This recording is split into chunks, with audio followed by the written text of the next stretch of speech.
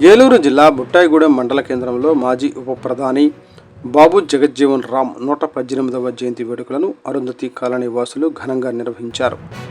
ముందుగా ఆయన విగ్రహానికి పూలమాలలు వేసి కేక్ కట్ చేశారు.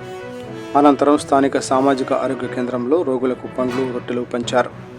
ఈ సందర్భంగా పలువురు నాయకులు మాట్లాడుతూ పేద, బడుగు, బలహీన వర్గాల అభ్యున్నతికి ఆయన జీవితాంతం కృషి చేశారని, సామాజిక న్యాయ పోరాట యోధుడిగా, విశిష్ట పార్లమెంటేరియన్గా, ప్రజాస్వామ్యవాదిగా పేరు గడించారని, ఈ సందర్భంగా దేశానికి ఆయన అందించిన సేవలను స్మరించుకున్నారు. ఈ కార్యక్రమంలో ఎంఆర్పీఎస్ నాయకులు, కూటమి నాయకులు, గ్రామస్తులు అధిక సంఖ్యలో పాల్గొన్నారు.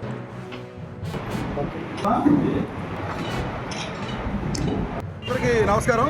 ఈరోజు డాక్టర్ బాబు జగజ్జీవన్ 118వ జయంతి సందర్భంగా బుట్టాయిగూడెం అరుంధతిపేటలో ఈ కార్యక్రమాన్ని ఏర్పాటు చేయడం జరిగింది. డాక్టర్ బాబు జగజ్జీవన్ రావు గారు ఈ దేశంలో ఒక దళిత కుటుంబంలో జన్మించి ఉప ప్రధానిగా ఆయన ఈ దేశానికి సేవలు అందించడం జరిగింది. ఆయన చిన్నతనం నుంచే అంటరానితనం మీద పోరాటం చేయడం జరిగింది. బీహార్ ప్రాంతంలో ఉన్న హిందూ సమాజంలో ఉన్న అంటరానితనాన్ని నిర్మూలించాలని, హిందూ మతంలో సమానత్వం కావాలని చెప్పి ఆయన పోరాటం చేయడం జరిగింది. ఆయన సేవలను గమనించిన ఆనాడు బ్రిటిష్ ప్రభుత్వమే ఆయన్ని చట్టసభల్లోకి తీసుకోవడం జరిగింది. స్వాతంత్రానంతరం కూడా ఆయన శాసనసభ సభ్యుడిగా, పార్లమెంటు సభ్యుడిగా సుదీర్ఘకాలమైన సేవలు అందించడం జరిగింది.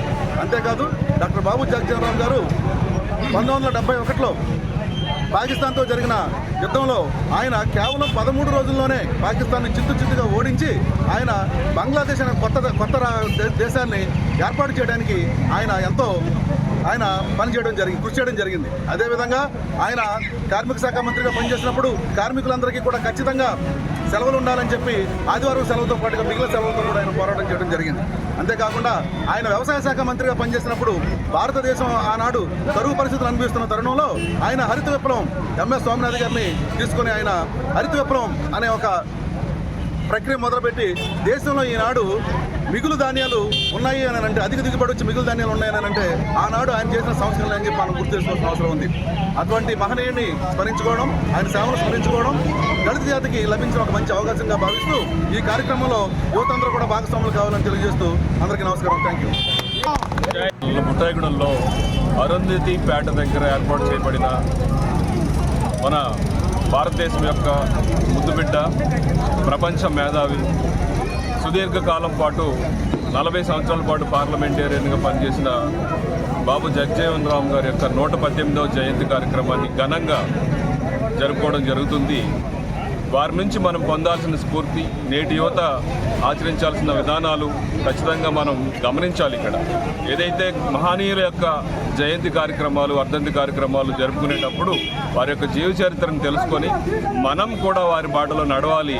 వారు ఏ విధంగా అయితే వారి యొక్క విజ్ఞానంతో జ్ఞాన సంపార్జన చేసి ఉన్నతమైన చట్టసభల్లోకి వెళ్ళి ఈ దేశంలో ఉన్న ప్రజలందరికీ ఆహార భద్రత కల్పించడమే కాకుండా ఆయన రక్షణ మంత్రిగా ఉన్నప్పుడు తీసుకున్న రిఫార్మ్స్ కానివ్వండి, ఆయన పార్లమెంటేరియన్గా ఉన్నప్పుడు ఈ దేశం కోసం, అట్టడుగు వర్గాల కోసం వారు శ్రమించిన విధానం కానివ్వండి, వారి ఆలోచన విధానం కానివ్వండి, మనకి పూర్తి స్థాయిలో ఈరోజు ఆహార భద్రత ఏర్పడడానికి కారణం. అలాగే ఫుడ్ కార్పొరేషన్ ఆఫ్ ఇండియాని ఆయన హయాంలో ఏర్పాటు చేయడం జరిగింది. తద్వారా పేద ప్రజలందరికీ తక్కువ రేటుకి ఆహార ధాన్యాలను అందించగలిగే ఒక అద్భుతమైన, బృహత్తరమైన కార్యక్రమాన్ని ఆయన చేపట్టడం జరిగింది. ఆయన కాంగ్రెస్ ప్రభుత్వంలో అనేక బాధ్యతల్లో, మంత్రి పదవుల్లో ఆయన పనిచేశారు. ఆ పనిచేసిన విధానంలో ఆ క్వాలిటీ వర్క్ అనేది మనం చూస్తాము. ఆయన మామూలుగా మనకు స్వాతంత్రం రాకముందే ఆయన 1937లోనే అతి పెద్ద వయసులోనే శాసనసభ్యుడిగా ఎన్నికైన సందర్భం. ఆ తర్వాత కాలంలో కూడా నెహ్రూ గారి యొక్క తాత్కాలిక ప్రభుత్వంలోనూ, తర్వాత కాంగ్రెస్ ప్రభుత్వం ఏదైతే పరిపాలన చేస్తుందో దాంట్లో కూడా ఆయన సుదీర్ఘకాలం మంత్రిగా పనిచేయడం జరిగింది. అంటే అట్టడుగు స్థాయి నుంచి, ఎక్కడో మారుమూల ప్రాంతం నుంచి అత్యున్నత స్థానానికి ఎదగడానికి కావాల్సిన స్ఫూర్తి ఇటువంటి గొప్ప మహనీయుల నుంచి మనం నేర్చుకోవాల్సిన అవసరం ఉండింది.